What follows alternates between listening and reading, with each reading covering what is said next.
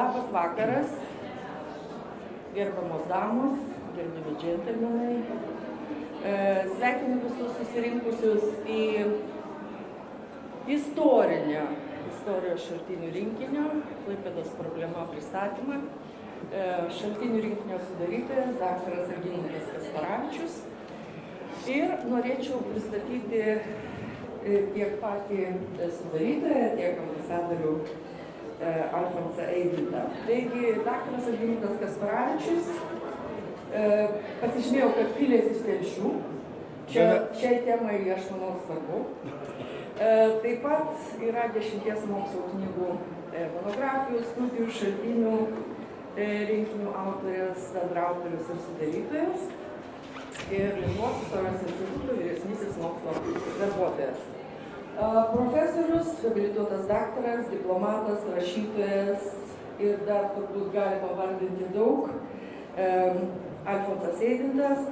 Taip pat labai svarbi kilmės vieta iš Vėlyvos, iš Kelmės rajono, kas labai irgi svarbu šiai temai. Ambasadorius, kas neprisimena, priminsiu, Jungtinėse Amerikos valstijose, Meksikoje, Kanadoje, Izraelyje, Kiprė, Pietų Afrikos Respublikoje, Nigerijoje, Etiopijoje, Norvegijoje, Graikijoje, Albanijoje. Patikrinau 20 mokslinių knygų apie emigraciją, asmenybės, Antanas Smetona, Stulginskis, Kazys Grinius, Ernestas Galvanauskas, šiandien tik ką pristatytas. Ir taip pat trilogijos Ieškok Maskvos Sfinkso, Erelio sparnų dvelksmas ir Aukštai šaltos žvaigždės autorius. Taigi, abu iškilūs Lietuvos diplomatijos istorikai, šaltinių rinkinių sudarytojai, kas labai svarbu šiandienos temai, žemaičiai. Ir mano pažintis su kiekvienu iš jų prasidėjo taip pat nuo istorinių dalykų.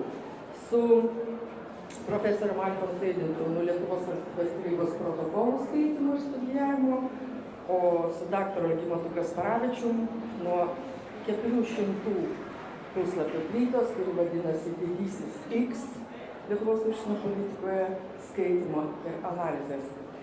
Tai žodį apie tą knygą, kuri šiandien buvo tokia populiari, kad visai išpirkta ir mes negalime tos plytos ar luito, aš jau net nežinau, kaip ją pavadinti, parodyti. Ir šiaip, ką aš dar turėčiau prieš perduodama daktarui Algimantui Kasparavičiui žodį pasakyti, kad jeigu jūs matytumėt šitą knygą ant stalo, tai jinai labai puikiai jos fizinės savybės šios knygos koreliuoja su jos vidiniu turiniu. Tai yra, jinai puikiai stovi pastatyta, tiesiog. O turinys yra pavyzdys, kaip reikia stovėti Lietuvos interesų sargyboje. Tai yra puikiai stovi knyga tiek savo fiziniu pavidalu, tiek savo vidiniu turiniu. O dabar žodis šaltinių rinkinių sudarytojai. Labas vakaras visiems, dėkui, kad atėjot. Jo, čia apie mane, kai ką pasakė tiesos, kai ką ne visai, žodžiu, kaip visada, istorikai meluoja ir greičiausiai jie niekada to nenustos daryti. Tokia jau profesija, žodžiu, aš galvoju, nuo ko man čia dabar pradėti tos knygos pasikalbėjimą su jumis, man jokio klausimo neuždavė, sakė tiesiog kalbėti. Ką aš noriu, tai aš gal pradėsiu nuo to, kodėl man tai idėja kilo. Atsakymas labai turbūt paprastas ir trumpas. Aš pabandžiau susipažinti su ta istoriografija, kuri egzistuoja. Ir man pasirodė, skaitant, naudojant ją, kad trūksta tam tikrų, kaip čia pasakius, kertinių dalykų. Yra netikslumų ir kažkaip ta visa Klaipėdos mūsų problema nepateikta taip fragmentiškai, pakankamai. Ir iš viso, tiesą sakant, jinai suspausta į Klaipėdą. Ogi mes kovojom valstybės aušroje visai ne dėl Klaipėdos. Apie jokį Klaipėdos kraštą net kalba neėjo. Nei 18 metais, nei iki 19 metų birželio 28 Paryžiaus taikos konferencijos visos lietuvių viltys buvo sujungti dvi Lietuvas, mažąją su didžiąja. Tiksliau prijungti mažąją prie didžiosios. Mažlietuviai, aišku, norėjo susijungimo. Va čia yra jau esminis skirtumas. Didlietuviai norėjo prisijungti mažąją Lietuvą prie didžiosios. Jiems atrodė natūralu. Jeigu mažas, tai jį reikia prijungti. Mąstymas lygiai tas pats, kaip galvoja Rusijos imperija. Jeigu mažesnis, reikia prijungti. Mažlietuviai, kurie gyveno tose teritorijose, už Nemuno, žodžiu, tenai į vakarus, į pietvakarius, jie gal kalbėjo apie susijungimą. Tai pradžia buvo tokia. Ir mūsų visuose dokumentuose nuo 18 pabaigos iki pat 19 metų vasaros vidurio yra kalbama apie Lietuvos vakarinę sieną Priegliumi. Prieglius. Labai gera upė, labai gera vieta, mano supratimu. Jeigu būtų pavykę tuo metu realizuoti tą užmojį, tai šiandien mes ko gero neturėtume didelio galvos skausmo, kuris yra nuo Lietuvos į vakarus ir kur dabar nuo Lietuvos į vakarus yra Rusija. Ko niekada nebuvo. Ir būti negalėjo, bet dabar yra. Žodžiu, galima sakyti, kad čia yra tam tikro lietuvių galbūt tokio galios trūkumo tuo metu. Sugebėti išmušti, ką mes norėjom. Aišku, mes teikiam viską, teikiam žemėlapius, teikiam etnografinius duomenis, teikiam skaičius, demografinius ir panašiai. Ir ypatingai mes kovojam dėl tokių miestų kaip Tilžė ir Ragainė, ypatingai dėl Tilžės. Aš turbūt nepasakysiu didelės naujienos šitai auditorijai, bet mano supratimu Tilžė, dabartinis Sovietskas, iki Pirmojo pasaulinio karo yra lietuviškiausias Lietuvos miestas. Mažosios Lietuvos. Lietuviškesnio kaip po tokio nėra. Vilniuje yra lenkai ir žydai. Kaune yra rusai, žydai ir lenkai. Miesteliuose kokiuose, ten Telšiuose ar daugiau kaimas yra aišku, Štetlas, yra žydai, yra lenkų didelė dalis, bet tokios miestietiškos, lietuviškos kultūros, kur geriama rytais kafija ar kafija, žodžiu, tai jos nėra. O Tilžė yra. Ir tie Tilžės žmonės tuo didžiuojasi. Tiesa, tai dar nereiškia, nesuklyskit, kad jie jau trokšta gyventi Lietuvos Respublikoje, prisijungti prie Lietuvos. Ne. O čia yra skirtingi beje dalykai. Jiems pakanka būti lietuviais ir jie norėtų, tiesą sakant, ne visi, didžioji dalis, absoliučiai didžioji dalis ir toliau likti Vokietijoje. Va taip yra. Ir ne kitaip. Ir va jeigu kas, žodžiu, būtent tavo pavartysit ir mano įvadą ir dokumentų, tą patį rinkinį, ten apie 600 berods dokumentų yra publikuojama. Tai čia ne aš kalbu. Čia kalba mūsų diplomatai. Dovas Zaulius kalba. Kalba daktaras Krikdemas Juozas Purickis, užsienio reikalų ministras. Kalba visai eilė kitų. Va tokia yra ta situacija. Ir ją išspręsti yra velniškai sudėtinga. Ir tai turbūt va toks santykis, toks požiūris. Beje, galima palyginti tuos raštus, galima atlikti analizę, kas turi sveikatos ir laiko, ir neturi ką veikti, tamės ir daugiau. Gali atsisėsti ir palyginti rašytus, sakyčiau, pačių klaipėdiškių raštus siųstus į Paryžiaus taikos konferenciją, su Urmo parengtais užsienio reikalų ministerijos. Ir tu jauti iš karto. Aišku, beveik visi raštai yra Urmo perredaguoti, perrašyti. Jie gauna maždaug raštą, ne, šitas netinka, negalim to siųsti. Viską beveik perdaro, ten lieka labai nedaug, bet ir tas, kas lieka nedaug, yra pakankamai justi, ko jie nori ir kaip jie nori. Ir tiesą sakant, tai prisideda prie to fakto, kad siena yra nubrėžiama ne ties Priegliumi, bet ties Nemunu ir Skrivyte. Kur jinai dabar yra iš esmės. Projektas, kad mums reikėtų sienos ties, Priegliumi, buvo didesnių lietuvių imperialistų. Čia nebuvo maksimalus projektas. Čia buvo toks, sakykime, toks vidutinis projektas, nes dar buvo toks Tomas Norus Naruševičius, Lietuvos delegacijos, vėliau jis taps Lietuvos delegacijos Maskvoje pirmininkas, su Jonu Šliūpu, Ciciliku, netikinčiu, kuris save taip ir pozicionavo, kad jeigu Lenkai jums paveda autonomijos teisėmis iš esmės kaip laisvą miestą valdyti Danzigą, tai mums reikia karaliaučiaus. Nors karaliaučių tuo metu berods 260 ar 280 tūkstančių vokiečių ir turbūt 10 lietuvių gyvena. Koks skirtumas? Negi mes į tokias smulkmenas žiūrėsim. Ar Putinas žiūri šiandien? Į tokias menkas imperialistai niekada smulkmenom žiūri globaliai mąsto ir globaliai sprendžia.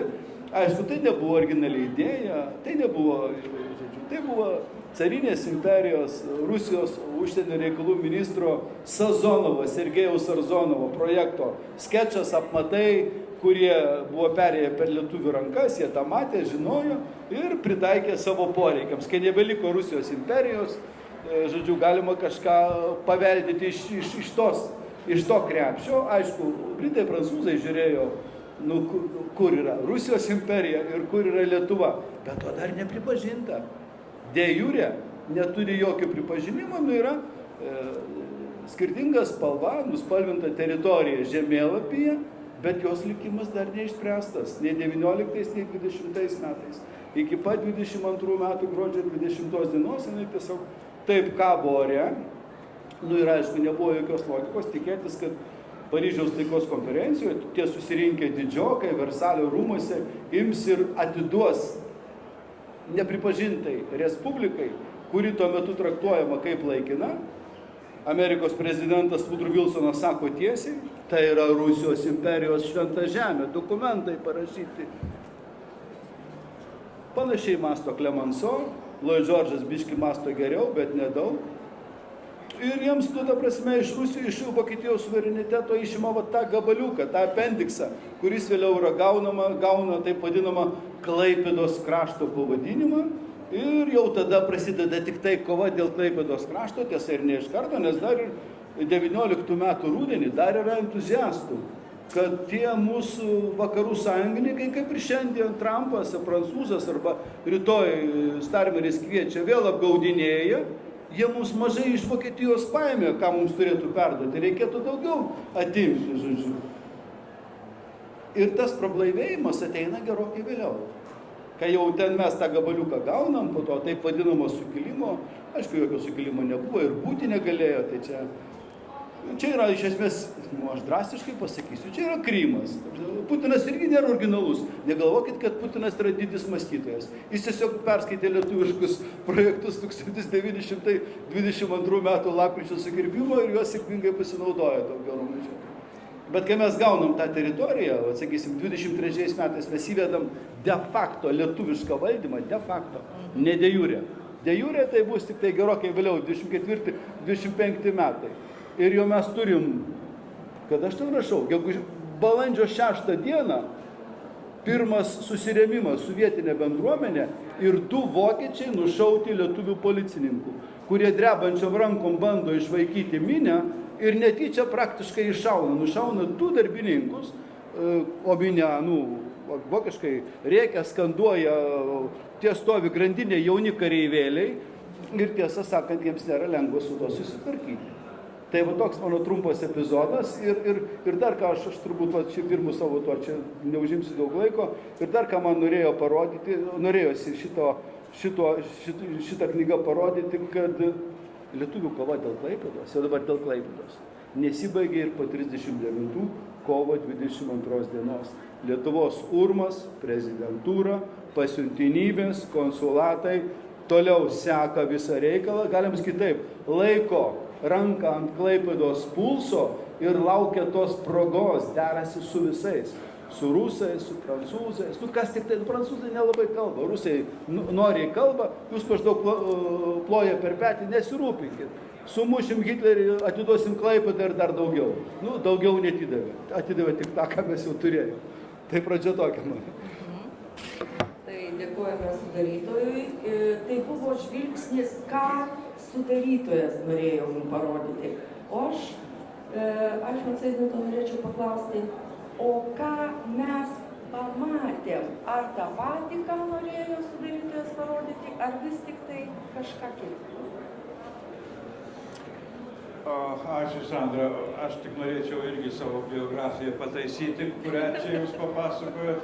Aš buvau ambasadorium 5 šalyse. 5, ne 15. Aš nesu keliautojas. Buvau Amerikoje, buvau Izraelyje, buvau Kanadoje, Norvegijoje ir Graikijoje. O kitose buvau kaip nereziduojantis ambasadorius. Aplankydavau kartą per metus maksimum. Kipras, ten Pietų Afrika ir taip toliau. Tai nebuvau keliautojas, buvau sėslus, normalus darbuotojas ambasadorius. Dabar susirinkom čia kalbėti apie dokumentų rinkinį, kuris nėra eilinis. Gaila, kad nebeliko viskas išparduota, mastelių neįsivaizduoja to dokumentų rinkinio. 1300 maždaug puslapių. Tai nedaug Dieve ant kojos nukristų, bevartant. Ir didelė apimtis ir dar pasakyčiau, žinot, dėl visko galima ginčytis, dėl atrinkimo dokumentų, ar to daugiau reikėjo, ar tam poskirį daugiau šito, gal dar reikėjo, čia yra. Nepasakyčiau, kad skonio reikalas, bet pasakysiu ir neobjektyvumo, kad sako, ar rašau objektyvią istoriją. Tai aš laikausi, kaip ir profesorius Alfredas Senas sakydavo, objektyvios istorijos nėra, jos ir negali būti. Nes kada tu prisipili bakus faktų ir sintezuoji, tu rašai istoriją. Dabar aš rašau objektyvią istoriją ir rašau, dabar subjektyvę. Taip nėra. Tu rašai pagal, kaip Senas sakydavo, aš viską pervarau per savo vidinį dramblį. Kas aš esu? Mano išsilavinimas, mano žinojimas, mano žinios, įdirbis ir mano supratimas istorijos. Va, kaip aš parašau. Algimantas vienaip atrinko, mums duotų Sandra surinkti tokį dokumentų rinkinį, mes gal visai kitokį surinktumėm. Arba gerokai, šiek tiek kitokį. Bet aš norėčiau atkreipti dėmesį ne į tai. Čia yra natūralu.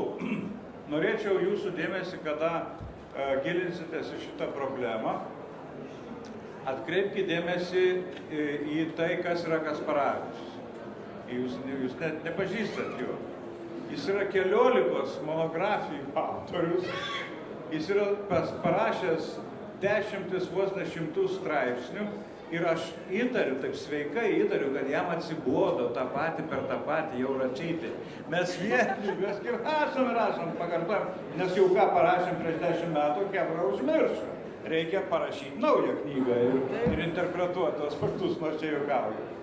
Ne, atėjo momentas, kada tu supranti, kad, jis būtų padaręs super monografiją čia ir dar padarys be abejo. Bet jis nutarė dokumentų, kodėl? Autentika nuperka, autentika įtikina ir nebėra to dramblio tavo. Jūs gaunat produktą, kurį jis padarė, ne per savo dramblį, bet gaunat dokumentiką visą ir tai yra malonumas ją skaityti. Ir daugelis kolegų irgi, matau, po knygų parašymų, po ką, o Algimantas yra labai produktyvus istorikas, ėmėsi sudarinėti šaltinius. Tai yra labai svarbu. Tai yra labai svarbu, nes mažėja tokių, kurie vaikšto į archyvus. Jaunimas maigo telefonė suranda archyvų dokumentus jiem reikalingus, arba jeigu nesuranda, jiem jau ir nebereikia jų. Ir jie ten nezulins šitų suolų ir su lūpom senų dokumentų neskaitys. Mes turime paduoti jau atrinktus ir gatavus. Tai kas padaryta yra Ir ką reikia skaityti įvadą. Ir tą įvadą aš skaičiau, turbūt neslėpsiu, 3 kartus ir jį verta skaityti 3 kartus, nes ten yra padaryta labai svarbių įžvalgų daugeliu klausimų. Ir pavyzdžiui, literatūrą, jeigu jūs paskaitytumėte, tai taip sąjungininkai perdavė Lietuvai Klaipėdos kraštą, pripažino Klaipėdos kraštą jau 23 metų vasario 16. Nieko panašaus, ten pasiekti dokumentai ir analizė, tai tik tai savo ketinimą paskelbė, kad maždaug mes perduosim jums, bet po to buvo papildymai, po ilgų derybų, dabar mes žinom puikiai, po ilgų ir sunkių derybų, vos, jau ten ir Kaune buvo einama iš proto, ir Galvanauskas ėjo iš proto, kur Paryžiuje jis derėjosi, ne? Tai buvo kova ir visi buvo nepatenkinti, kad Lietuva tikro savarankiškumo Klaipėdos krašte negavo, gavo autonomiją su labai griežtom sąlygom Lietuvai valdyti ir, kaip vėliau praktika parodė, buvo neįmanoma administracinių būdų doroti su vokiečių vykdomų pasipriešinimų, ignoravimu Lietuvos valdžios politikos ir kalbos atžvilgių, ir mokyklų atžvilgių, ir panašiai, ir mes jo neabsorbavom. Vat šitą reikia pabrėžti. Kodėl lietuviai nemėgsta autonomijos? Todėl, kad turim istorinių pavyzdžių, kada mums autonomija buvo kaulas gerklėje. Ir va ten ir daug dokumentų yra. Ir žinoma,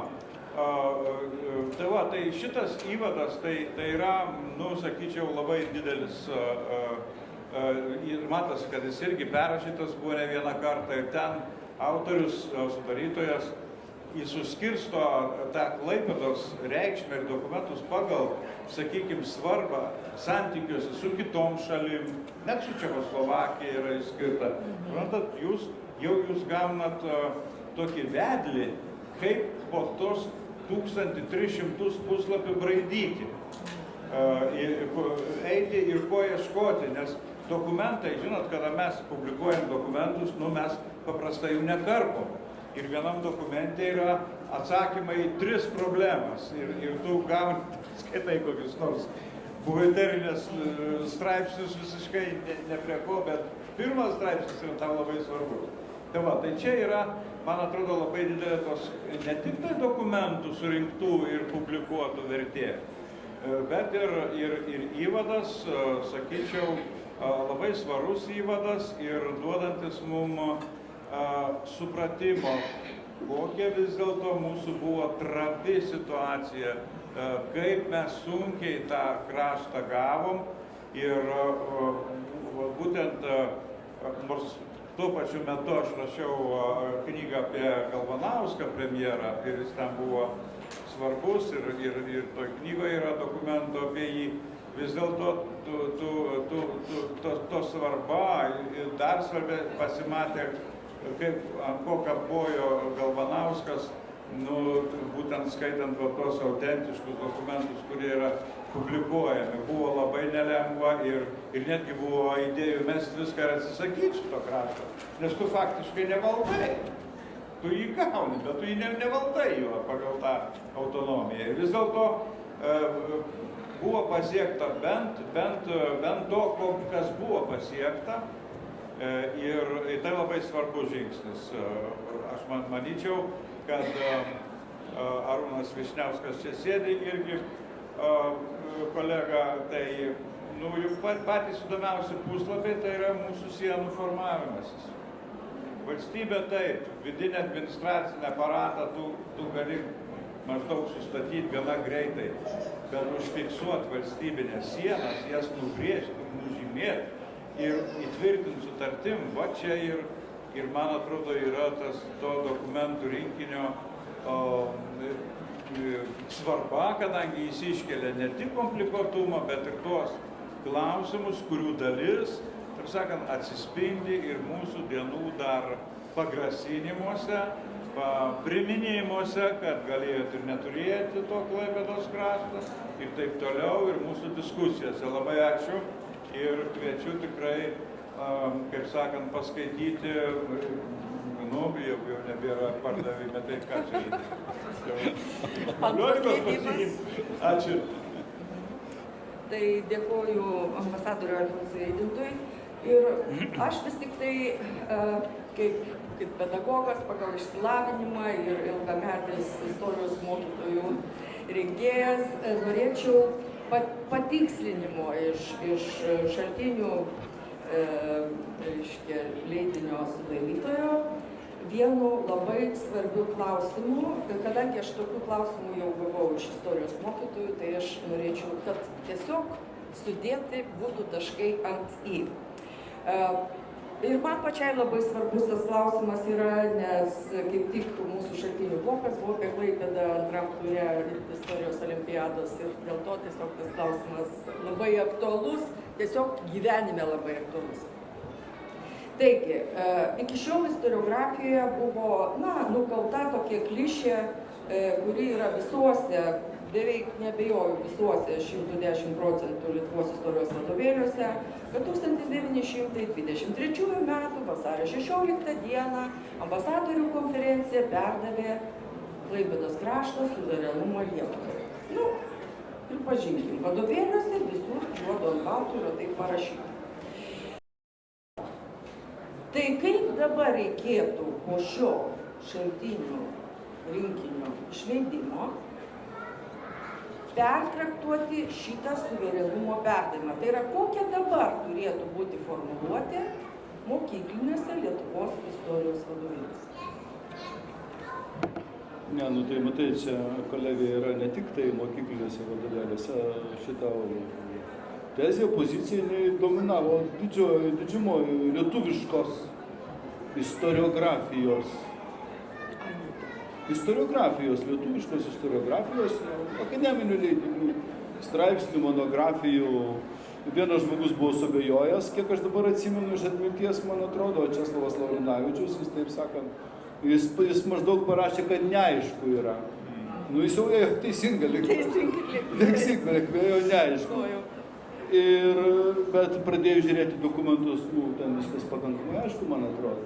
Tu skaitai pasirašytus ambasadorių konferencijos pirmininko dokumentus, sekretoriaus dokumentus, skaitai patį tą tekstą ir galų gale, ką kalbėjote, ką ambasadorius Alfonsas. Matai visą, paskui ne tik tie sausi dokumentai, bet kada tu skaitai Seimo posėdžių, vyriausybės posėdžių, susirašinėjimą, visą epistoliarinį ir tu matai tą pasimetimą ir ką dabar daryti. Ne, visi žino, kad Klaipėdos negavo. Ir tas vasario 16-23 metų išėjimas ir pasakymas, tai buvo politinis aktas. Galvanauskas buvo liberalas, Galvanauskas buvo protingas, išmintingas žmogus, puikiai žaidė su masėms visada reikia duonos ir renginių. Mes dabar kovojam dėl tos jau, kovojam dėl mažosios Lietuvos negavom ar ne, kovojam dėl Klaipėdos krašto, pagaliau gavom. Ir tiesą sakant, dar prieš tą, 23 vasario 16, tą ambasadorių konferencijos memorandumą, notą apie notą, iš esmės perduota, su ketinimais, taigi buvo kas? Mes stovim ant karo su ambasadorių konferencija. Paryžiuje rengiamas prancūzų desantas, 6000 desantininkų, kurie turėtų išsilaipinti Klaipėdoj ir grąžinti pažeistą de facto sąjungininkų suverenitetą Klaipėdoj, atkurti teisėtą valdžią. Iš esmės tą patį, ką sako šiandien Zelenskis. Jie taip kalba apie mūsų Klaipėdą, mums taip atrodo, atkurti teisėtumą. Kaip pagrobė plėšikai, Dieve, taip negali būti. 6000 prancūzų desantininkų, tai yra rimta jėga. Tiesa, italai pasisako prieš, Dučė, Musolinis kategoriškai prieš, jis tik yra atėjęs į valdžią, populistas pataikauja masėms. Čia mums sovietai sužaidžia neblogai, per savo Kominterną, visą kitą, iš tiesų masės Londone, Prancūzijoje, Vokietijoje ir toj pačioj Italijoje, prancūzų ir tie visi darbininkai skanduoja už Lietuvą, kad jie neis kariauti, kaip atrodys ambasadorių konferencija, 4 valstybės milžiniškos užpuola mažytę Lietuvą dėl kažkokio mažo žemės trupinėlio. Darbininkams tai yra nesuprantama, čia aišku yra Kominterno propaganda ir panašiai, bet faktas šitai vietai lieka vienas, kad ambasadorių konferencija turi rimtų ketinimų atkurti teisingumą ir suverenitetą. O čia dar atsiranda Lenkai, Pilsudskis išsiunčia notą į Varšuvą, kad jeigu ambasadoriui konferencijai trūksta ryžto arba žmonių, Lenkų 3,5 tūkstančio kareivių išspręs tą pačią problemą, kurią 6 tūkstančiai prancūzų desantininkų galėtų išspręsti, atkurti tą. Nu ir vyksta svarstymai. Svarstymai vyksta Londone, svarstymai vyksta Paryžiuje, siųsti tą desantą ar ne. Ir galų gale priimamas sprendimas 23 metų turbūt kovo nuo 1 iki kovo kažkur 3. Tai yra principinis sprendimas. Nu nesiūsimas to desanto. Karas tik pasibaigė pirmas, žūčių daug, pilni miestai vaikšto invalidų, be kojų, be rankų, važinėja ant ratelių. Karas yra nepopuliarus. Kai 14 metais prasidėjo pirmas pasaulinis, nu tai buvo kaip šiandien Lietuva. Visi nori kariauti, stovi eilės ir visi daro radaro ir panašiai. Visi nori, bet 18 ir jo labiau 22 pabaigoje, 23 kovo, ne. Milijonai invalidų, be akių su pusė galvos zombiai vaikšto po Europą ir nieks nenori. Tai vienas dalykas, kitas dalykas, Litvinovas, žodžiu, ir šitas komisaras Čečerinas pajudina Raudonąją armiją link Lenkijos sienų. Demonstratyviai, nieks nežada kariauti, bet tiesiog demonstratyviai, ten keliasdešimt kilometrų pastumė, maždaug jeigu jūs judėsi čia, mes irgi judėsim. Nu ir viskas, ir taškas. Kariauti nieks nenori. Pradėsim dėrybas. Ir tos dėrybos prasideda. Čia ambasadorius labai puikiai pasakė apie tą autonomiją. Mūsų istoriografijai, ten dar vienas yra, man atrodo, naujiena, nes mūsų istoriografijai totaliai autonomija mums primestas vakarų projektas. Nu, vakarai visada pas mus Lietuvoje yra blogi. Jie niekada nėra buvę geri, ar tai būtų Trumpas, ar Makronas, ar... Jie visada yra blogi, tartini, su jais visada reikia kovoti. Lygiai tas pats ir čia yra, primetė mums. Bet kai tu pasižiūri dokumentus, ką tu matai, nieko panašaus. Klaipėdos krašto lietuviai, tiek tie provokiškai taip vadinami nusiteikę, tiek tie, kurie jau sutiktų būti Lietuvos Respublikoje, siunčia memorandumus ir autonomijos projektus tiek į Kauną, tiek į Paryžių. Jie nenori be autonomijos priklausyti Lietuvai. Kita tikyba, kita kultūra, viskas kita. Maistas kitas, apranga kita, tradicijos kitos. Kalba lietuviškai, tie kalba šešeniškai maždaug, bet vis tiek, vieni kitų supranta, bet kultūriniai, civilizaciniai skirtumai didžiuliai. Ir ta prasme, kad yra ta autonomija užtvirtinama, realizuojama, tai yra bendros vietinių klaipėdiškių pastangos susijungus su vakarais, kurie šitoje vietoje atsiliepia į tą žodžiu, autonomijos projektą, keltą iš apačios, ne Paryžiui sugalvota. Pirmas autonomijos projektas į Kauną yra pasiunčiamas dar 1922 metų vidurvasarį, pačių lietuvininkų iniciatyva. Ir kai Kaunas tai pamato, Galvanauskas susiima už galvos. Ką mums reikia? Taigi jie nori valstybės valstybėje, jie iš mūsų visko nori. To nori, ano nori, pinigų nori, investicijų nori, Klaipėdos uosto rekonstrukcijų, visko nori. Jei kariuomenė neis, ten netarnaus, to nedarys, tai palauk, kam jie mums reikalingi, ką jie čia galvoja. Vat nuo to viskas prasideda. Taip, kad nėra tie dalykai paprasti. Bet koks gyvenimas imperijų pavėsyje, lietuviai gyvena Rusijos imperijoje, dalis gyvena, žodžiu, Vokietijos, mes bandėm sukurti lietuviškai lenkišką, lenkišką lietuvišką imperiją, visada palieka savo antspaudą. Ir žmonės su tuo turi gyventi. Ir aš manau, tai, kas šiandien vyksta Pietų Europai, tai yra būtent tas imperijos kvėpavimas. Žmonės tuos klausimus visada sprendė sudėtingai ir aš matau dabar, kad juos ir spręs sudėtingai, greičiausiai kitaip niekada ir nebus. Deja, taip jau yra. Postimperinis žmogus visada yra sudėtingas, visada jisai sudėtingai interpretuoja, sudėtingai mąsto, visiškai kitaip nei nacionalinės ar tautinės valstybės pilietis. Yra imperijos pilietis ir tautinės valstybės, tai jie yra labai skirtingi žmonės ir aš manau, šiandien mes tą vėlgi galim labai aiškiai pamatyti. Tai dėkuoju už išaiškinimą, o tiems, kurie rašys istorijos vadovėlius ir derins naują traktuotę, tai siūlyčiau pirmiausiai, kaip ten sakė ambasadorius, kad reikia šaltinį duoti skaityti ir šaltinio tada be jokių ten per dramblį perleistų dalykų neatsitinka. Tai siūlyčiau tada įdėti nuo 384 iki 385 tą dokumentą vasario 16 dienos, o paskui parašyti, kadangi ten buvo dar 6 punktai reikalavimų, kuriuos reikėjo, perduosime jeigu, jeigu. Tai štai, o pridurti kitų sakinių paskelbus šitą šaltinį, kad kai konvencija bus nepasirašyta, ratifikuota visose signatarėse valstybėse. Tai va, tai čia mano toks patarimas, kadangi aš labai suinteresuotas asmuo, irgi kartais laisvu nuo darbo metu rašau vadovėlius, tai žodžiu, traktuotė būtų kaip šaltinyje ir sakinys, kad vis tik tai suverenumas perduotas, kaip buvo ratifikuota Be jokios abejonės. konvencija.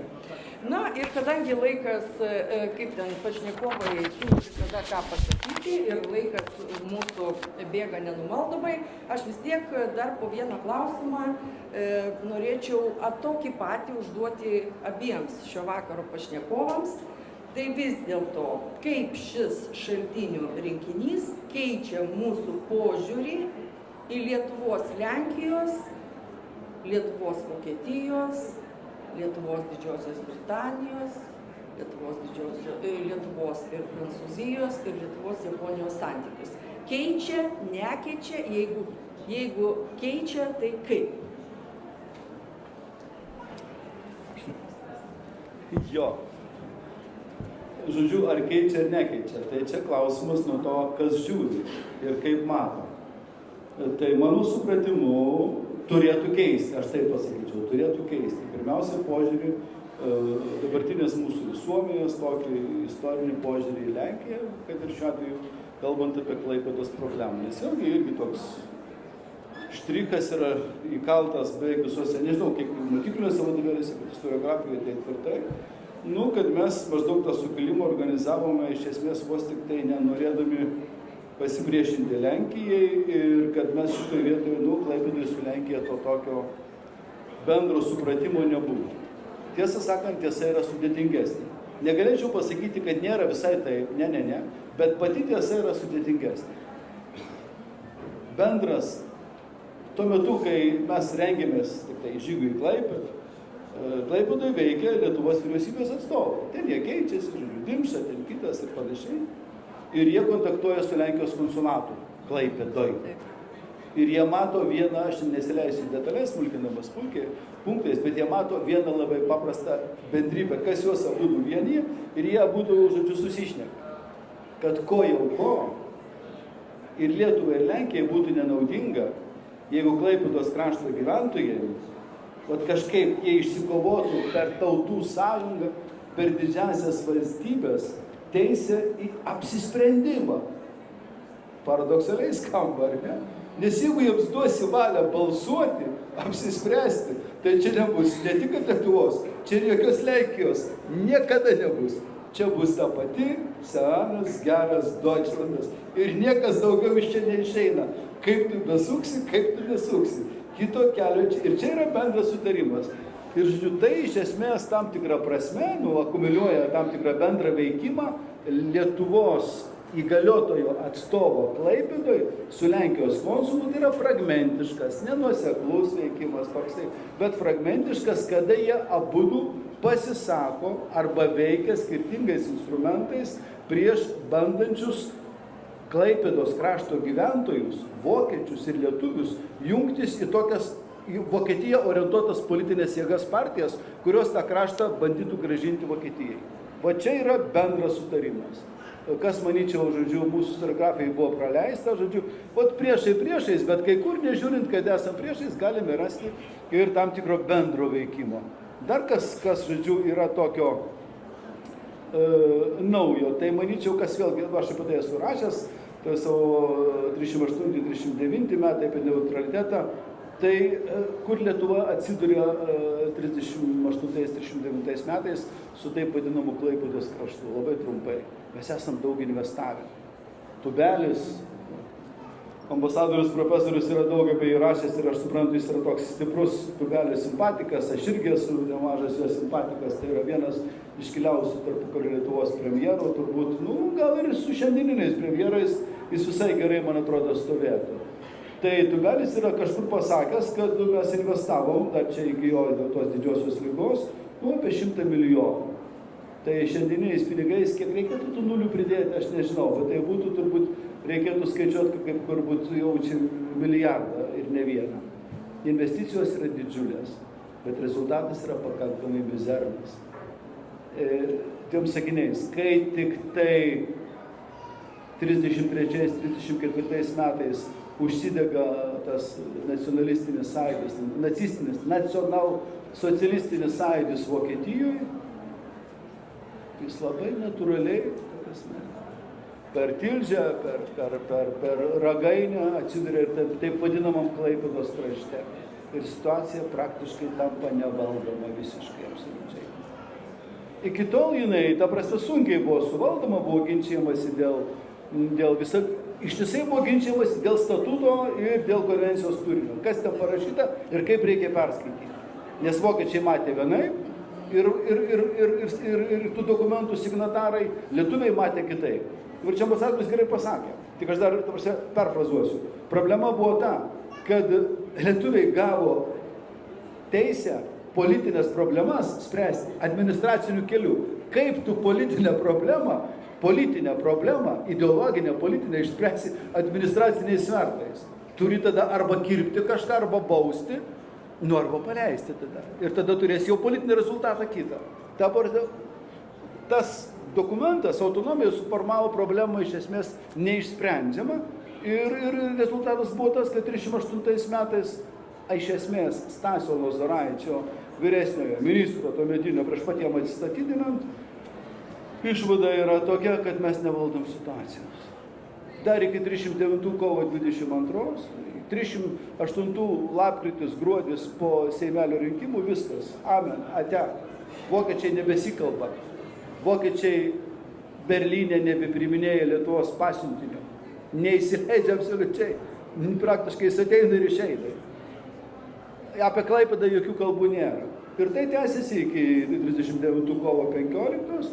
Iš pradžių Hitleris galutinai likviduoja Čekoslovakiją, nes jam nepakanka, žodžiu, vat kur Hitlerio problema. Šiandien, manau, šitas supratimas mums turėtų būti labai svarbus. Mano supratimu, 38 Miunchene, kurį visi šiandien keikia, visi į visą Europą ir patys vokiečiai priėmė kaip teisingą sprendimą, nes 3,6 milijono vokiečių, kurie buvo skirti po pirmojo pasaulinio karo, išimti iš Vokietijos imperijos ir atiduoti slavams, čekams ir slovakams, jie visai ten būti nenorėjo. Ir grąžino tą, bet Hitleriui to buvo maža. Kai pradedi valgyti, šaukštas atrodo per mažas jį samti ir tada jis nusprendė jau paimti ne tik tos vokiečius, ką visi suprato kaip savaime suprantamą, natūralų ir teisingą dalyką, bet paimti ir čekus, Moraviją, žodžiu, Čekiją ir panašiai. Ir tai jau buvo klaida, tai jau buvo žingsnis į karą. Po savaitės po to buvo Klaipėda ir buvo tas žodinis ultimatumas Urbšiui ir buvo Klaipėda. Ir tiesą sakant, buvo paskui po Klaipėdos, po mėnesio, kažkur balandžio apie 20, man atrodo, Petras Klimas rašo pranešimą iš Paryžiaus naujajam ministrui Gorosiaus Urbšiui. Ir ką mums tos Klaipėdos reikėjo? Sukišom pinigus, sukišom energijos, sukišom tiek, susiformavom savo iš Vokietijos priešą. O ką mums reikėjo priešo Vokietijos, jeigu mes jau turėjom jau Lenkiją prieš ir Vilniaus dar neturėjom.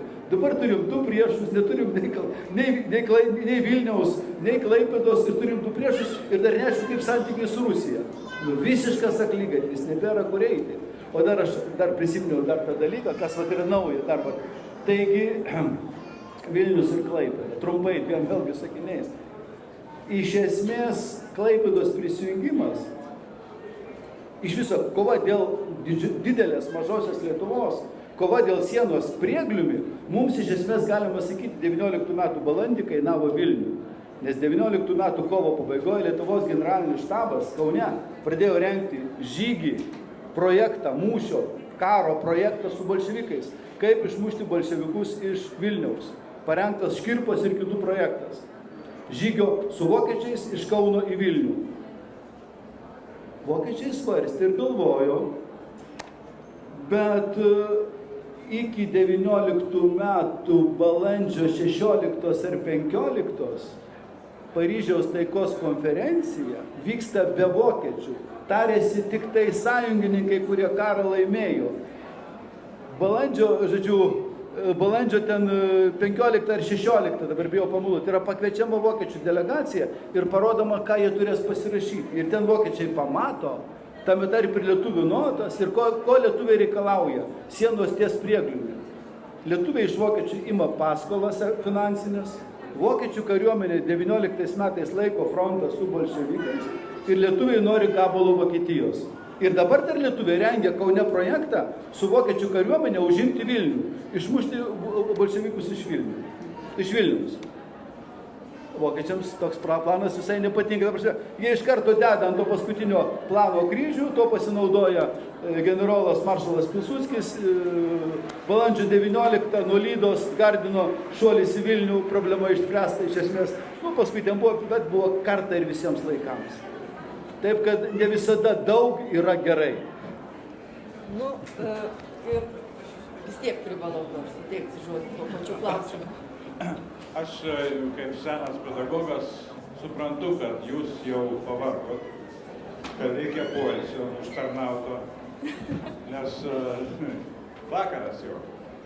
Tai teisingai pasakė Algimantas, kad mes dar daug ką naujai turėsim peržiūrėti ir aš tikrai pritariu visom to mintim. Reikia dar kažkaip pakapstyti tą kas kišo mums tą Vilniaus ir klausimo suponavimą. Čia yra atskira problema, nieko aš neturiu kur paskaityti. Juk tas trukdė viens kitam gauti pripažinimą. Ir yra problema, yra daug tokių problemų. Ir tai, kad Algimantas ten rašo, aš tikrai sudėmėsi, flirtavom su Sovietų sąjunga, bet finale Sovietų sąjunga niekada oficialiai nepripažino mums Klaipėdos. Šituo laikotarpiu, prieš okupaciją. Tai yra problemų dar istorijai. Su tuo aš jūs visus noriu šiandien ir pasveikinti. Darbo mes turėsime, būsime reikalingi. Ačiū, kad atėjote.